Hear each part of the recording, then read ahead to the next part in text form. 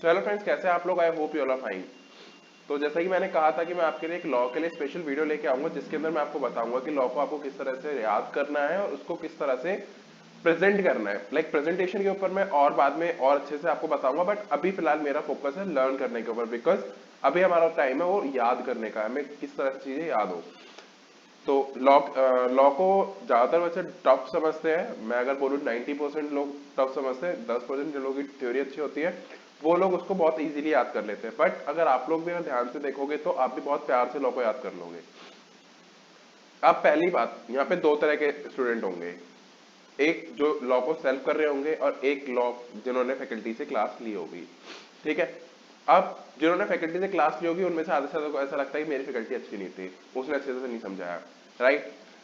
But इसका भी solution है हमारे पास। और जो लोग सेल्फ कर रहे हैं, नो डाउट आपके लिए भी मेरे पास एक सॉल्यूशन है जिससे आप लोग इसको बहुत अच्छे से चीजों को याद कर पाओगे और समझ पाओगे। हमारे को अगर जो लोग सेल्फ कर रहे हैं तो उनके लिए मैं आपको वही फ्री रिसोर्सेज बताऊंगा जहां से आप चीजें कर सकते हो। तो पहली चीज, लॉ को याद करना मतलब किस तरह से याद करें। जब भी आप लॉ को उठाते हो, अब सबने एक एक बार तो पढ़ ही लिया होगा, नो डाउट। अभी तक मैं अज्यूम कर रहा हूं कि आप लोग एक बार लॉ कर चुके होगे या फिर आपका 80 to 90% लॉ कंप्लीट हो गया होगा, बिकॉज आपका एग्जाम आने वाला है, अब ज्यादा टाइम है नहीं। ऑलमोस्ट 1 मंथ बचा है, मैं बाकी के डेज को कैलकुलेट ही नहीं कर रहा हूँ। आपकी रिवीजन जो स्ट्रेटेजीज है वो आपको इसी मंथ में मिलेंगी। मैंने आपको बोला था 30 से पहले मैं आपको दे दूंगा, तो आपको मिल जाएगी, तो उसकी टेंशन ही मत लो आप। ठीक है।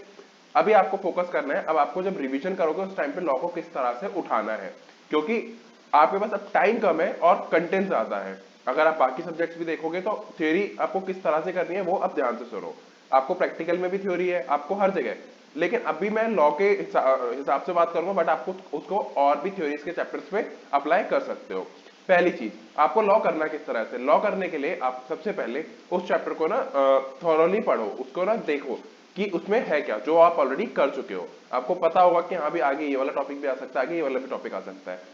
ऐसा मैं क्यों बोल रहा हूँ, जिससे कि आप उसकी लिंकिंग कर सको, क्योंकि आपको लिंकिंग करना ज्यादा इंपॉर्टेंट है। अगर आप सोचते हो कि लाइक फॉर एग्जाम्पल आप एक इंट्रोडक्शन उठाते हो तो उसमें सबसे पहले कंपनी की डेफिनेशन है, फिर कैरेक्टरिस्टिक्स है, फिर उसके बाद सेपरेट लीगल एंटिटी के कॉन्सेप्ट्स हैं, फिर उसके बाद और भी 2-4 कॉन्सेप्ट्स हैं। तो आपको पता चल जाएगा कि हाँ इस चैप्टर में भी यही चीज आने वाली है। आपको इससे एक तो समझ हो जाता है, पूरा चैप्टर आपको ज्यादा टफ नहीं होगा। अदरवाइज वो पेजेस देख के ना ऐसा लगता है पता नहीं कितना सारा है, नहीं। एक प्रॉपर वे में जाओ। उसके बाद आपको क्या करना है, जैसे आप एक बार गो थ्रू कर लोगे, आप अगर फॉर एग्जाम्पल गो थ्रू नहीं भी करा है, आप क्या करोगे, सिर्फ बुक उठाओगे, जब भी आप चैप्टर पढ़ना शुरू कर रहे हो सिर्फ एक बार पेजेस पलट के देख लो, हेडिंग्स उसकी कि कौन कौन से चैप्टर्स हमारे कौन कौन से टॉपिक्स आने वाले हैं। उससे आपको ये हेल्प मिलेगी कि आपको पता चल जाएगा चैप्टर है क्या, पहली चीज। ठीक। सेकंड, जब आपने एक बार उसको कॉन्सेप्ट को पढ़ लिया, मतलब आपने एक बार ऊपर से गो थ्रू कर लिया उसमें है क्या, अब उठाओ सबसे पहली चीज, for example what is company. Company की डेफिनेशन है, इंट्रोडक्शन के चैप्टर में डेफिनेशन है, वहां पे बोल्ड में डेफिनेशन लिखी हुई होगी, उसको सबसे पहले याद करो। याद करना है। अब काफी सारे बच्चे ये बोलेंगे भैया अगर याद कर मतलब अपने वर्ड्स में लिख दे तो चलेगा नहीं। मैं आपको पर्सनली बोलूंगा नहीं, अपने वर्ड में मत लिखना। मैं ये नहीं कहूंगा पूरी लॉ याद कर लो, पूरी लॉ आपको एज इट इज छापनी है, नहीं। आपको जो चीज मतलब बिल्कुल याद करी हुई लिखनी है वो मैं आपको भी बता रहा हूँ, ध्यान से सुनो। और जो चीज आप अपने वर्ड में लिख सकते हो आप उसको अपने वर्ड्स में लिखना। सबसे पहले अगर कोई भी डेफिनेशन है, कोई भी, फॉर एग्जाम्पल प्रोस्पेक्टस में राइट हियरिंग प्रोस्पेक्टस क्या होता है, सेल्फ प्रोस्पेक्टस क्या होता है, वो डेफिनेशन है।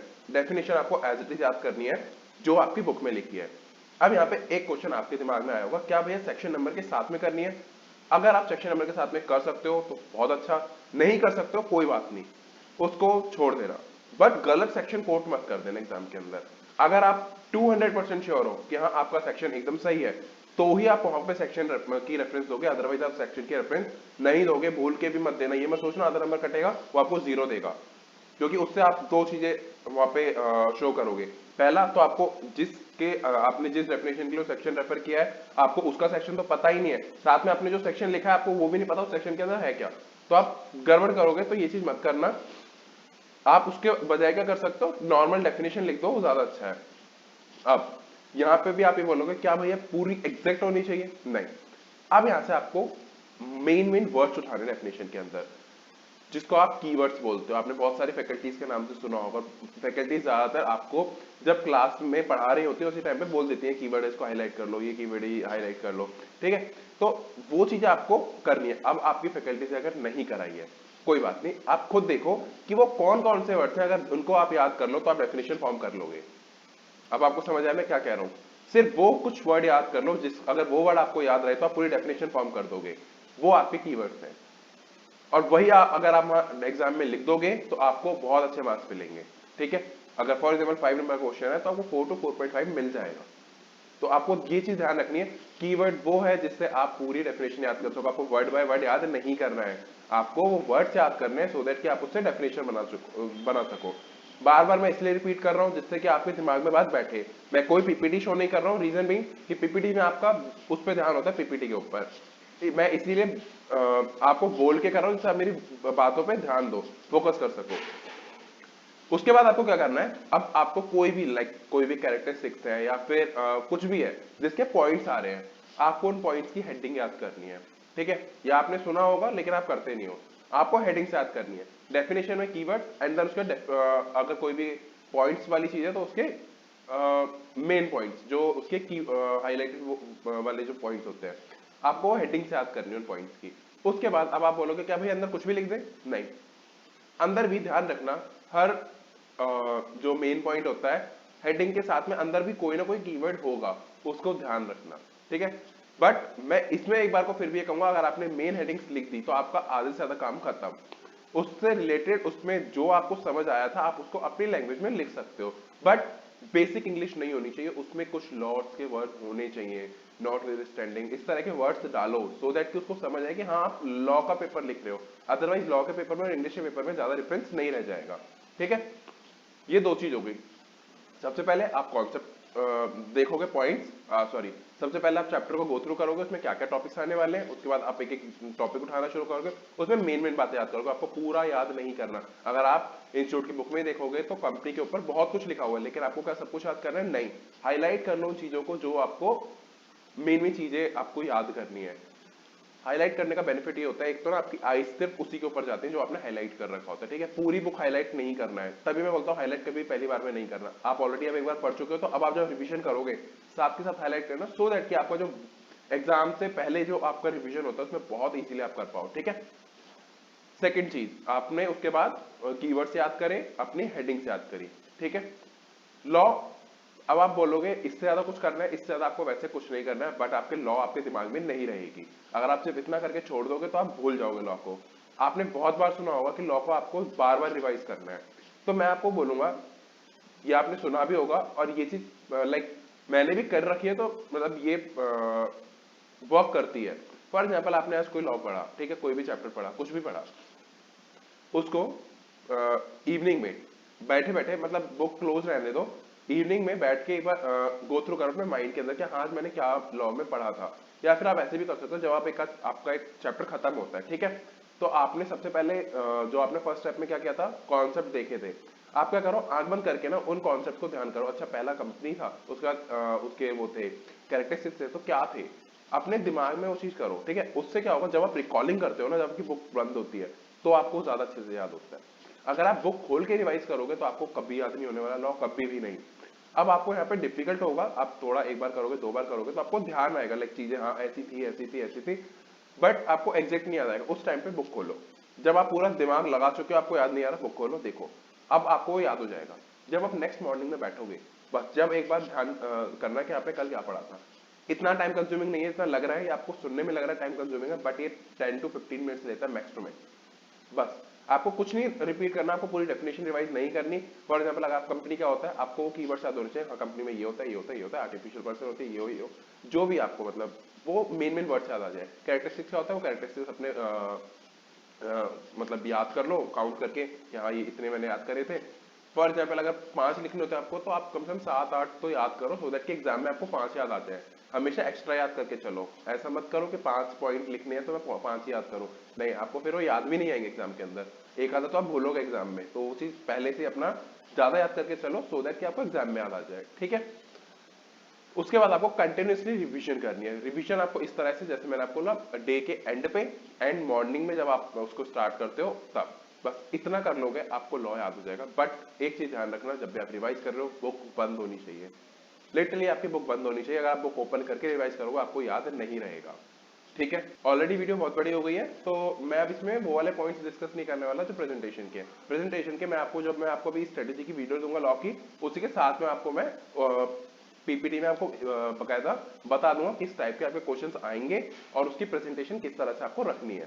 ठीक है, तो अभी फिलहाल आप याद करने पे ध्यान दो, आप जितना याद करोगे। अब आप, अच्छा एक और क्वेश्चन है जो मुझे डिस्कस करना है। काफी सारे बच्चे बोलते हैं कि अब लिख लिख के कर ले तो हो जाएगा, बट मैं आपको बोलूंगा कि अभी आपके पास टाइम इतना नहीं है कि आप लिख लिख के कर पाओ। अगर आपको लगता है आपके पास टाइम सफिशिएंट है तो नो डाउट आपको ये बेनिफिट करेगा, बट मैंने ये पॉइंट आपको क्यों नहीं बोला, क्योंकि आपके पास अभी टाइम नहीं है। ठीक है, क्योंकि आपको तैयारी के लिए इतना टाइम नहीं बचा है कि आप अब एक एक चीज को लिख के कर सको, क्योंकि थ्योरी आपकी बहुत है।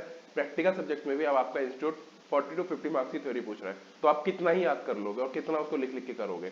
तो ट्राई कि वो बंद करके रिवाइज करो, वो उसके ही बराबर बैठेगा जितना आप लिख लिख के करोगे। ठीक है, बाकी अभी आपको कोई और क्वेरी हो, नो डाउट आप मेरे से पूछ सकते हो, इंस्टाग्राम पे और टेलीग्राम पे पर्सनली भी पिंग कर सकते हो और ग्रुप में भी आप पूछ सकते हो। ठीक है, बहुत ढंग से याद करो, और अब आपका टाइम नहीं है तो अपने थोड़े से आवर्स को बढ़ाओ अपने पढ़ाई के, सो दैट कि आप अपने एग्जाम्स के लिए अच्छे से प्रिपेयर कर सको। ठीक है, अपना टारगेट मिस नहीं होना चाहिए। 80% सिलेबस करो, बट वो इतना होना चाहिए कि आप बहुत इजीली कर सको। अगर क्वेश्चन वहां से आए तो आप मिस ना करो। ठीक है, मैं कभी नहीं कहता हूं कि आप पूरा 100% करो, अगर आपके पास टाइम नहीं है नो डाउट आप 80% करो। आप कैटेगरी ए कैटेगरी बी वाले क्वेश्चन कर सकते हो, बट वो कर लो जो, सो दैट कि आप बहुत अच्छे उसको जितना भी कर रहे हो उसको इतना अच्छे से करो कि अगर क्वेश्चन वहां से आ जाए तो आप कर सको। बट 80% से कम सिलेबस मत करना। ऐसा मत करना कि बिल्कुल ही 50-60% कर रहे हो, तो उसमें आपको दिक्कत ये हो जाएगी, अगर वहां से रिमेनिंग पार्ट से क्वेश्चन आ गए तो आप कर नहीं पाओगे। 80% में आप सेफ साइड पे रहोगे कि चलो ठीक है, पेपर का 20-30% नहीं भी आया तो चलेगा, बट एटलीस्ट आप पास से थोड़ा अच्छे, लाइक हमारा पास क्राइटेरिया होता है 50 मार्क्स, तो एटलीस्ट आप 50 ले लोगे। आप बोलोगे 50, हमने सुना 40 आप मान के चलो 40 होता है, बट एग्रीगेट के लिए आपको 200 लेने होते हैं एक ग्रुप के अंदर, तो पर सब्जेक्ट आप 50 मान के चलो, जब जाके आप उसको प्रोसीड करोगे। 40 लेके चलोगे तो फिर आपका एग्रीगेट नहीं बनेगा ना, तो मान के चलो आपका 50%, आपका 50 मार्क्स आपका टारगेट है। इतना तो मिनिमम है। मैं हमेशा कहता हूँ 70, 80, 90 जितना आप स्कोर कर सकते हो उतना करो। लॉ को आप समझो, क्रैम मत करो, क्रैम करोगे तो आपको समझ नहीं आएगा। ठीक है, लॉ को समझो, उसके बाद में वो अपने आप याद हो जाएगा। उसके लॉजिक को समझो। जब भी मैं बोलता हूँ फैकल्टी आपका इसमें बहुत बड़ा रोल प्ले करती है, बट जिसने सेल्फ करा है आप टेंशन मत लो। आप क्या करो, कोई भी फैकल्टी की जो भी अच्छी फैकल्टीज है, आप सबने मैराथन वीडियोस डाल रखी है, मैराथन वीडियोस देखो और उससे बेनिफिट लो। ठीक है, यही चीज मैंने बोला था, सेल्फ करा है कोई बात नहीं, आप मैराथन वीडियो लो और उससे शुरू करो। अब बच्चे बोलते हैं क्या भैया हम मैराथन पहले देखें या बाद में देखें, तो देखो 10 से 12 घंटे की मैराथन होती है, कई कई फैकल्टीज की तो उससे भी ज्यादा की है। तो अगर आप पहले उठा लोगे ना तो आप बोर फील करने लगोगे। मैं सच बता रहा हूँ, बच्चे स्टार्टिंग में बहुत एक्साइटेड होकर उठाते हैं वीडियोस को, बट वो हो नहीं पाता। इसीलिए जब भी मैराथन वीडियोस कर रहे हो तो पहले आप अपनी तरफ से कर लो, और उसके बाद में अगर आपको लगता है कि हाँ मेरे को देखने की रिक्वायरमेंट है तो ही देखो, जबरदस्ती मत देखो कि सब देख रहे हैं मैराथन वीडियो उससे बेनिफिट होगा, नहीं। अगर आपको रिक्वायरमेंट नहीं है मत देखो, आपके पास टाइम नहीं है। अगर आप 10 घंटे पर सब्जेक्ट भी दोगे अगर मैराथन वीडियोस को, तो आपका अगर बोथ ग्रुप दे रहे हो तो 80 to 90 आवर्स आपका सिर्फ वीडियोस देखने में निकल जाएगा। यूट्यूब या कोई भी वीडियो कम देखो, इंस्टेड आप खुद ज्यादा करो। अगर आपको रिक्वायरमेंट लगती है तो सिर्फ उस कॉन्सेप्ट को देख लो, और अगर आपके कॉन्सेप्ट बिल्कुल ही बेकार है, अगर आपसे याद नहीं हो पा रहा है, आपको समझ ही नहीं आ रहा है, उस केस में उस चैप्टर का मैराथन देखो। ठीक है, ऐसा मैं मान ही नहीं सकता कि आप समझ नहीं पाओगे चीजें। आप अब इतने लाइक समझदार हो कि आप चीजों को थोड़ा सा रीड करके समझ सकते हो चीज कहना क्या चाह रही है, और उसको लिंक करते चलो। निमोनिक्स बना लो अपने थोड़े। निमोनिक्स क्या होते हैं, मतलब फॉर एग्जाम्पल 5 पॉइंट है और 5 हेडिंग्स हैं उसकी, तो हर हेडिंग का ना एक एक आगे का वर्ड उठा के एंड देन उससे कुछ वर्ड फॉर्म कर लो। मतलब इसमें इतना दिमाग मत लगाना, रहने दो अगर नहीं होता, क्योंकि आपके पास टाइम नहीं है। मैं टाइम को थोड़ा सा कम मान के अब ये चीजें देख रहा हूँ।